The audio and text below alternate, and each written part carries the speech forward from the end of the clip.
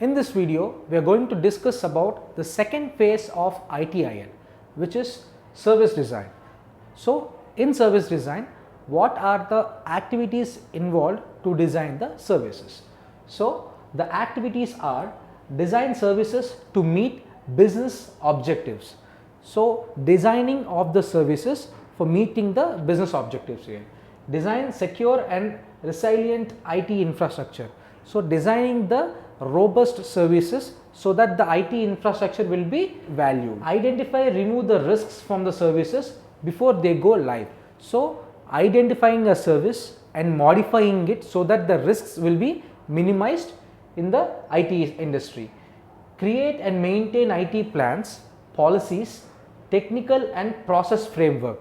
That means this works as a design tool and it ensures standards are adhered to in this service design. So, design measurement methods and metrics for assessing effectiveness of processes. So, we design the metrics, that means the processes which needs to be followed so that we get the best IT services provided.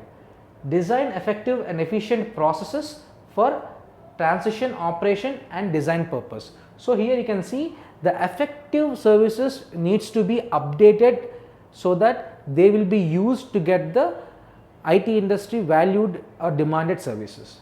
Scope includes new services and improvement as may be needed over a service life cycle. So, if you take a service life cycle, so amendments of the services as well as improvement of the services will be performed so that the service or the existing service will be valued. So, you can see about the service design categorization. You can see the service design is categorized into 7 processes. The first one is service catalog management, second one service level management, availability management, capacity management, supplier management, information security management, service continuity management. So, in depth for each and every process we will be discussing in the next videos.